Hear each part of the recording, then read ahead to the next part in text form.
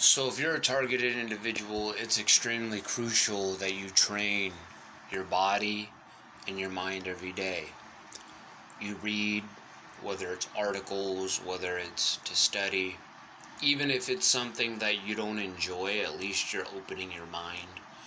And then to also practice physical techniques to protect yourself in a situation that you may not know that is about to happen. You got to be prepared for almost anything, and you have to know what's going on around you. And um, it's very difficult. But what is the end game? If you're in a targeted individual program, what is the end game of these individuals that are trying to break you? Well, their end game is to weaken you, weaken your defenses, weaken your um, support system, get you to turn on your family, get them to turn on you, you know, by causing barriers in your day-to-day life. Because ultimately, if they are able to weaken you, you are more vulnerable. So they use groups of people, and it is something that they do because um, maybe you know too much about the government, maybe you know too much about a certain system, maybe you've survived some crazy stuff or witnessed something which makes you a threat a threat to them. And so being a threat to them with knowledge or things like that within our court system of today, it's vital, and they know that you are a vital person, and it scares them ultimately. Being a targeted individual is driven by fear of others because you have influence of some kind. You have motivation of some kind, or you have a gift of some kind, or you're connected to God, or they don't really care about consequences within their spiritual life and significance. And some people don't believe in Jesus, some people don't believe in God, some people don't believe in this system created. And why are certain people not threats but other people are? Well, certain people are targeted as threats because maybe they have just way too much influence, and it scares individuals with their influence, and their influence puts their agenda at jeopardy. And media, television shows, things like that are usually controlled by the government. It's a dangerous thing, and you have to be extremely cautious and careful. You can't trust everybody. And I mean, that's just day to day, but they try to get you to turn on your family by using different paranoia tactics. So that way, if you don't trust your family or your loved ones, well, then you're weakening that relationship and causing stress. The more stress that you cause, the more stress that they may cause, the more negative energy in a relationship, the more weak it is, the weaker it is, the more they target you. And that's what they do. They make you extremely weak. So then when you're at your lowest and your weakest, they hit you. They hit you hard. And they don't play nice. And they take notes on you. They do have people that monitor you, that watch you. They'll take notes and give it to someone who may be at a higher authority than them and say, hey, this is what I saw. This is what I've noticed. And it's a very dangerous situation if you're a targeted individual. So you have to train yourself. You got to be ready to go. And unfortunately, even if you're ready to go, sometimes that's not enough. Sometimes you can still lose your life for defending yourself. But at least you tried, because there might be a chance that you do survive it, outcome it, and overcome it. But that's the thing about being a targeted individual, is that they blacklist you. They basically have your name on a file with the deep state. So let's say you do get cut in an injury in a fight, and the other guy's dead, or something happens, they'll make it look like or appear like you outright murdered the person, or that you were paranoid and then you went after the person. And so then it's not in your favor at all. And then when you go to the hospital to get help, they'll turn you away and say, no, no, we're not going to help you, and it's part of their blacklisting, or they make it difficult to get into the room, the ER, and say, well, your insurance didn't go through. Or we're limited doctors today, and believe me, I've had that happen before, and I wasn't certain of why it was happening, but there's always a reason behind everything. There's always one reason, behind everything. There's one deep-seated reason. And so, being a targeted individual, you got gang stalkers that are either hired or just willing to do it as a volunteer, to monitor you, target you. Maybe they owe a friend a favor, and so they're like, well, you owe me this, so why don't you just do this for me for a week, and we'll call the debt even. Things like that. And so there's a lot of hidden stuff behind the scenes with gang stalkers and individuals within the government. Keep in mind, some of these people that do the torturing tactics are military. So if you don't know how to defend yourself against a knife or a blade or a weapon, then the chances are you're gonna be taken out easily. And if they know you're afraid, they can use guns as props without even planning to use them. They could use them, the guns, to get you in a car and take you somewhere. But if that's the thing they're trying to do, and they say, hey, get in a car, we're going to shoot you.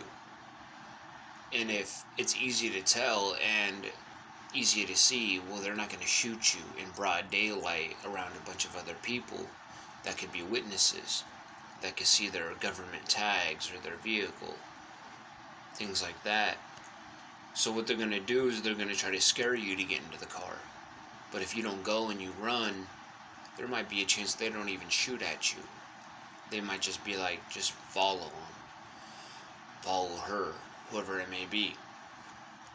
And just with that being said, you got to be prepared. There's in a situation like that, time is of the essence. And so if they get you alone because you fall for the trick and get in a car, they could be taking you to a disclosed area and kill you and murder you. You could be invited to a party that a friend invites you to. When they're being used by a gang stalker, you go to their house, you're in their home now. You don't know the layout of their home. You don't know where vents are, windows are, scapegoats are. Ultimately, they could harm you pretty badly. And so, it's a dangerous situation. And danger is something that, as human beings, we can register with our energy. And you usually feel weak at the knees first, things like that, before your adrenaline starts rushing. Some targeted individuals will be targeted by gang stalkers that will use a gun and be at a distance from them. And so you got to be prepared, because those situations are dire and scary. And these individuals, they're fully prepared for what they're going to do. They've agreed to be part of this program. And it's a situation that can make a crisis make you look crazy. You look crazy, then they could say, hey, you need to be in a hospital. They'll use your mental health against you. And it's something that is extremely difficult to identify. For a long time, I never knew I was a targeted individual. I didn't know I was being targeted. And just with this generation alone, I mean, if you look at the homelessness of the community, hundreds of thousands of people are homeless. They have nothing to do other than live in a tent, live off scraps, drink beer. So, if someone comes up to them and they got money and say, hey, give you $1,000 if you do this for me. $1,000 to people that are associated with this program is nothing to them. But to a homeless guy, that's a lot of cash. That's a lot of alcohol for the week. That's a lot of marijuana, or maybe even a hotel room or motel room for an entire 4 or 5 days so they can shower up and get cleaned and feel better and rest in a bed, so they're willing to do it.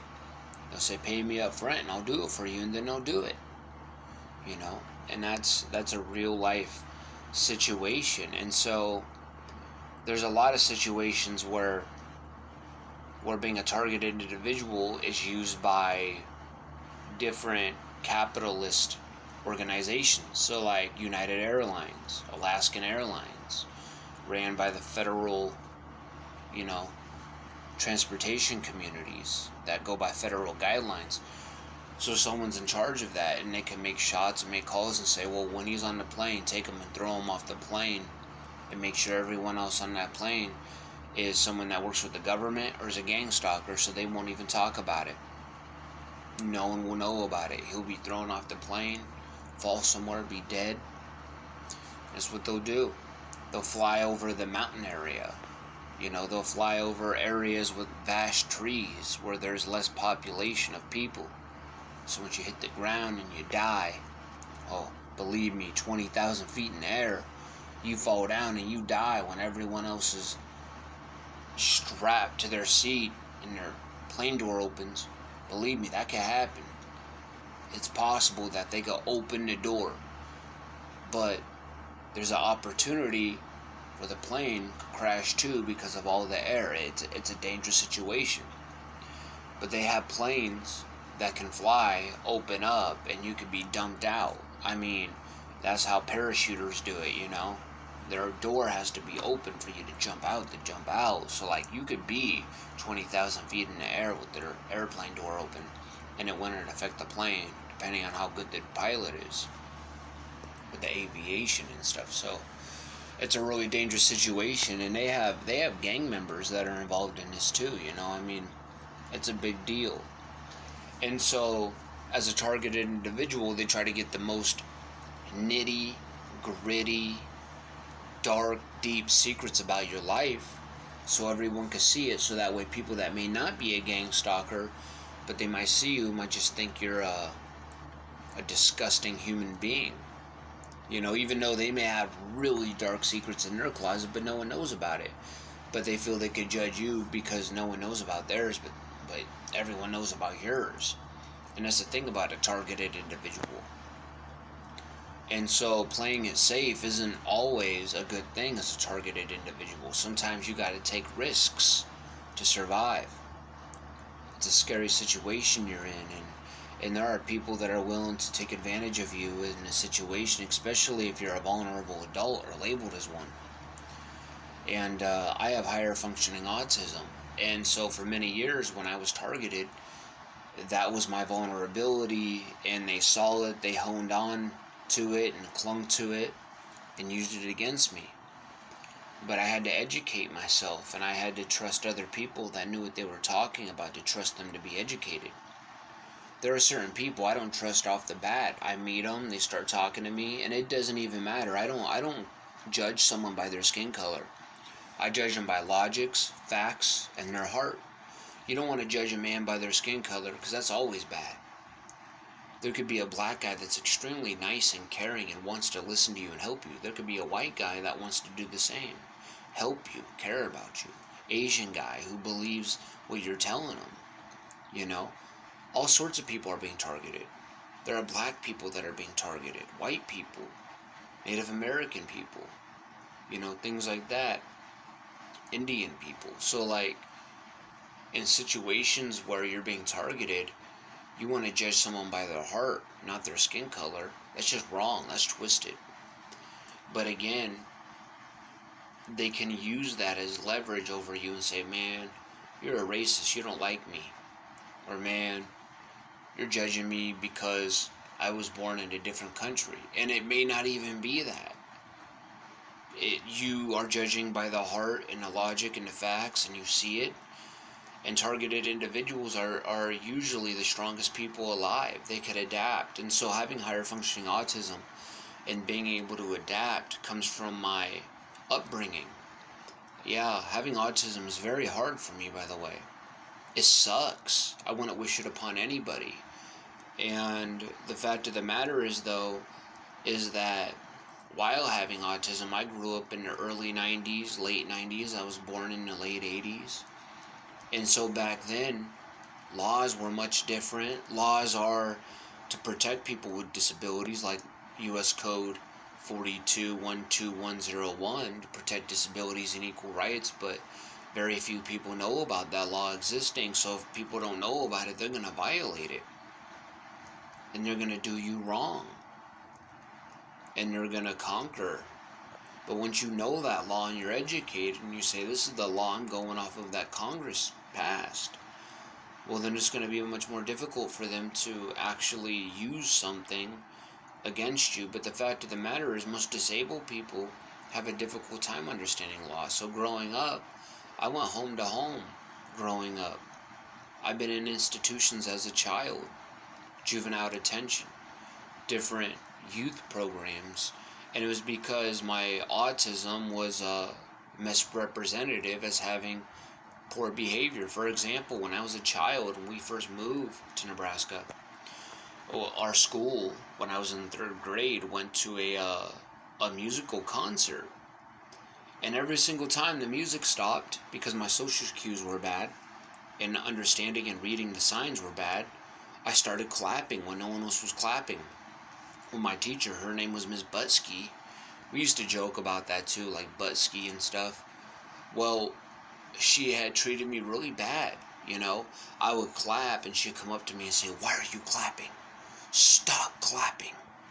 And I'd be like, I thought they were done. And she would accuse me of having poor behavior, but it was me being unable to see. And it got to the point where she actually took me aside, embarrassed me and humiliated me, and sat me outside and said, "You're going to stay out here when the rest of the class is in there."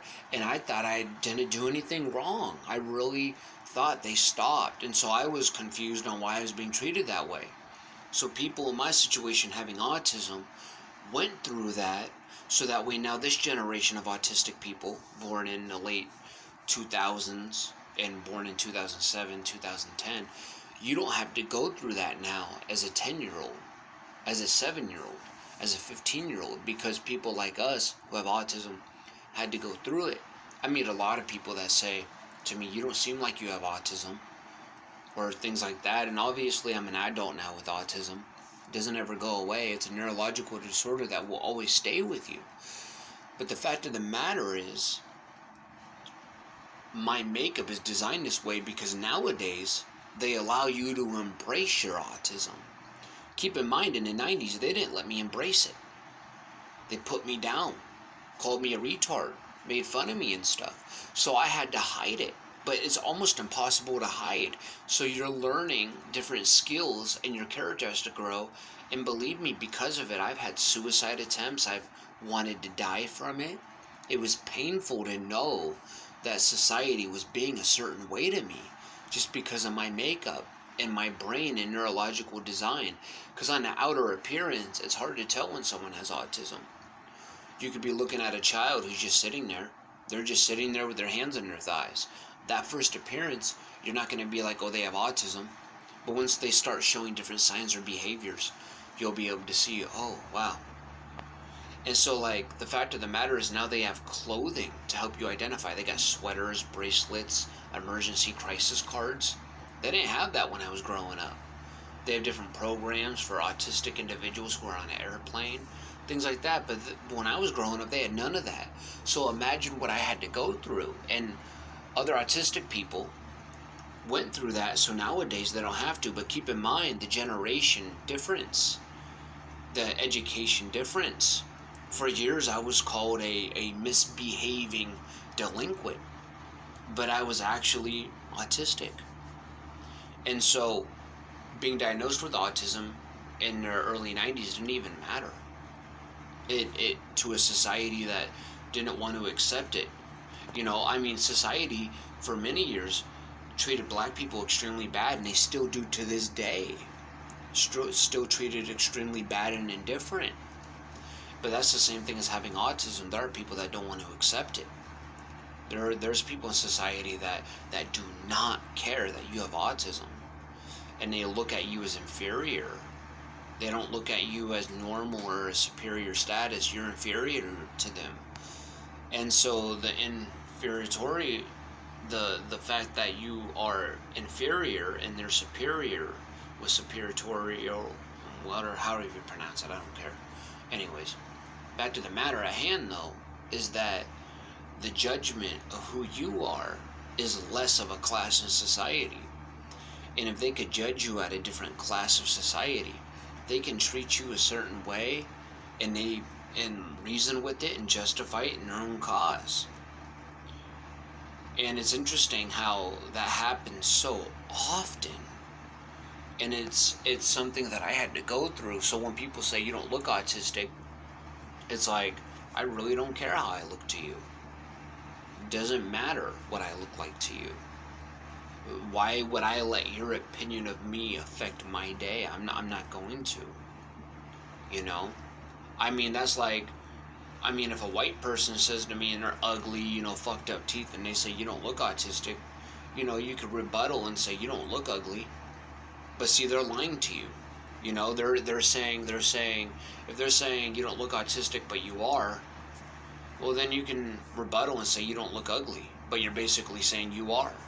You see what I'm saying? So like, it's intense on how interesting people are treated, and especially nowadays, because people with autism are allowed to embrace it. They're allowed to have this mentality of, and I don't want to call it victimization, but they're allowed to use that as a card. When I was growing up, you couldn't. You couldn't at all. When I was growing up, you couldn't say, well, I'm autistic, so leave me alone. No, you couldn't. But nowadays, if there's a young kid who's 15 says, I have autism, stop bullying me, people are going to be like, oh. I mean, back when I was growing up, there was no such thing as autistic jokes. You were just called retarded. There was no such thing as saying, oh, that's real autistic. Nowadays, I hear about it. I'm like, wow, they really say that in high schools? But when I was growing up, they'd say, man, you're a Riri, bro. And that's what they say. They say you're slow, you're a retard, and it's not cool. It's wrong, because now a society we live in is allowing to say it to be a certain way that is wrong. But before, no one was there to correct people. It was acceptable. Like, sort of like beating children back in the 60s and 70s and 80s. Parents could get away with beating their kids, even in the 90s. I got beat when I was a kid. It was until the mid-2000s when it became such a popular thing that children are seen, not heard. And heard, not seen. But when I was growing up, they weren't both. They were just children were not heard. You were just seen. You're there. But now you're seen and heard as a child. So like, society is changing over time. But look at what I had to go through, the stress levels I had to experience, just so that way autistic children to this day, because of role models in our situation that had to withstand and undergo so much pressure, we helped pave a way for this new generation. But we don't get any compensation for going through what we went through. We don't. I mean, we helped change a system, and we can acknowledge we are part of change, but where's our compensation? Because now these autistic kids and other kids and minority groups that don't have to struggle as much as we did, it's almost like they're entitled. Like they're owed something. It's almost like a slap in the face to people like me that humbly went through what I went through. And the entitlement isn't real. I don't want it. Like, I didn't want to have to go through that. But since they don't, they're like, I'm entitled to have this. I'm entitled. And we even be talking to the elders who created this change. It's like, do you realize what you're saying is so ungrateful? It's insane. And so, but as a targeted individual, they look at people that made change. People that were involved in creating new waves and being people that stood up against a diabolic system that treated us inferior. And my father was a very educated man. He was a psychologist. He was a Marine. The list of my family members are doctors, um, war heroes. My great-grandfather, William Alton Gotney, who was part of the Windtalkers program with the United States Air Force Intelligence Division with decoding, and before that, he was involved in working with the Army Air Forces, and he even bombed Berlin and Nazi Germany, and the death toll was so high, and so for 26 years he served. He served as a Native American, full-blooded. And he never registered. So I just recently wrote the Indian Bureau Affairs, but see, I'm ruffling feathers. I'm ruffling feathers because I want him enumerated into the wall of historic Native Americans. You know, he wasn't registered, and that's why we're having a hard time receiving our compensation as being Native American, you know. I'm a mixed breed, Native American and white. Caucasian. So like, I believe that because my bloodline ties to my great-grandfather and my father and even my mother were a mixed culture of Native American Indian and Caucasian. We don't have any other races in our blood. We're Native American Indian and Caucasian. And because of who my family lineage is, a war hero. My great-grandfather had the Purple Heart. He had the Flying Cross, which was the highest medal in the United States, next to the Congressional Medal of Honor. He had the second highest medal in the United States, and he was the first one of Alabama to have it. And it was decorated for bravery and honor. I mean, what a gift to be that bloodline. And so that's why I'm targeted. I'm targeted because my whole entire family is intelligence and military. That's what we are. My bloodline is very rare. We are the smartest, most alpha, most capable, most elite human beings on this planet. The strongest, most fittest. And so as a targeted individual, I represent you. And so I want you to watch the videos so you could learn and train. But I'm being watched. I'm being followed. And they want to succeed.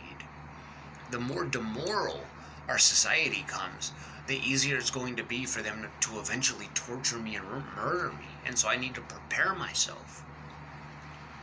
We're not promised another day. And unfortunately, because society has gone to this such dark degree of madness, I can't sit here and actually say to you, I believe I'm going to die when I'm 90. I'm going to be able to live my entire life. Because as targeted individuals, we're targeted for a purpose. We make changes. We help others see things that they can't see. We open their eyes to things. We change things in the system. And because of that, the more of us target individuals that end up dead, the easier it is for them to go with their agenda, to go with what they want to do. Television is controlled. It's controlled by the elite forces. It's controlled by money. I mean, they even have government regulations, and I don't know if a lot of people know this, but they have government regulations on the broadcast networks. They can control what you pay for, what you have to order, what you have to buy. Eventually, they're going to be making it so that way you got to pay to make videos on YouTube. Eventually, they're going to make it that you have to pay to have a Gmail account. Eventually, they're going to make it to pay where you have to pay money. And everything is going to be ran by money, and you have to have money to pay for something, or you can't have it. They're going to make everything expensive. They're going to make everything cost something. And if you don't accept it, then they're going to have this thing that's going to be coming soon where there's the mark, and then you have to identify who you are. And if you don't identify with that group, because you're not deceived, and in the Bible it talks about those who are deceived. If you're deceived, you don't know you're deceived. That's the point of being deceived. Deception is an art form of craftiness and conniving cleverness. And so, if you're deceived, you don't know you're deceived. That's the whole meaning of the word deceived. But if you're no longer deceived and you're able to slip out of that society of the trends, you're a threat. You become a threat once you get out of that threshold. It is a threshold to believe the man walked on the moon. I mean, we got all these things about the man walked on the moon. 20% of Americans do not believe the man walked on the moon, and I'm one of them. You know? Because, I mean, in the video footage, I mean, it was all staged. But they needed to do it to make them look like a more superior country. They weren't going to win that race. Really? With the technology they had back then, you're telling me they put someone on the moon? No. And even in the video footage of the man on the moon, if you look at the flag, it was waving. There's no gravity on the moon or air, so how is the flag waving? It's not physically possible. And then they use sand dunes and stuff and use different type of motors and things like that. And it was all staged. I mean, even to the point of when they fell out of the sky. You know, everything was set up and all America was watching. But it was scripted. But so many people are so deceived and believe that. They believe that and they're deceived. And that's why individuals that were in the military and they see and they finally figure it out, they become targeted by their own team, their own group. And it is what it is, and it's the truth. There's a deep state, and there's individuals that are being targeted and watched, and they have a file on who your whole entire family lineage is. They can follow everything about you. That's why hospitals were created, so they could give you a number, document your print, document your name, where you were born, who the parents were, things like that. You're followed for life now. You go by that social security number, that birth date, that identification, that last name, that first name. So the government already has you from beginning infantry to as soon as you're an adult. They have you on file. Every hospital you've been to, every contact you've had with local or government officers, every single time you've made a complaint against a police department, every single time you've committed some type of treason in their eyes, they have every single documentation. Every time you made a report because of something that you thought was suspicious and someone seemed to be watching you closely, every time you call the FBI, every time you try to get a hold of someone to try to figure out what's going on, they document it. They build a file on you. Just the other day, I was with a friend of mine, and my phone was tapped. I just put it on the table. I said, look, they were controlling the volume. They were controlling my videos. They actually logged into my videos without me touching it. They were going through different phones, different phone numbers as well. And when they were going through the videos, you could see them checking the videos out, and they even played it. I wasn't even touching it. I wasn't in control of it. They were controlling my footage. And depending on who you give your phone number to, they could take your phone number, get a hold of your phone, know what kind of phone you have, and boom, you're hacked. They could control your media volume, the YouTube videos you post. They could control Snapchat. I don't even have a Snapchat account, okay? And it kept opening up to the Snapchat. I'm like, what the heck? I don't even have Snapchat. And so eventually I just turned my phone off. I'm like, this is insane. I turned it off. We leave from where we were, and all of a sudden my phone's back on after I pull it out of my pocket. That's a prime example. And so no matter what, if you're a targeted individual, their purpose is for you to die. They do not want you on this earth. They want you dead. The deader you are, the better you are to them. And so you got to keep that in mind, that they want to take your freedom, your liberty, your pursuit of happiness. They want to take everything that encapsulates the Constitution and allow others to have it who are blinded and deceived. But people that aren't deceived, they don't want you to have it. They don't want me to have it. So I'm training. I'm training. I'm running. I'm exercising. I'm using my mind. I'm paying attention to things. I'm looking at things. I'm calling things out the way they are. But everyone has a clock, and everyone's time runs out at some point. So even these targeted individuals and individuals doing evil, their clock's gonna run out too. But the difference between you and me as a targeted individual and a gang stalker is that we're promised to be in the promised land with Christ. And most targeted individuals do believe in Jesus. Some of them don't. Some of them are Muslims that don't believe in the government and are American-born citizens, and unfortunately they're targeted too. You know, there's no hate on who they target. I mean, they hate us, but there's no discrepancy between skin color, religion, ethnicity, and gender. Disability or non-disability. They are watching. So you got to be prepared. You got to be ready. Because the only thing at stake is the truth in your life and what's in between of both. So the more you're alive to get your truth out there, the more risk you are. The more vulnerable you are to society to make them see. They don't want that. They don't want influence. Any influence to show the truth, they want taken out. They want gone. They want dead.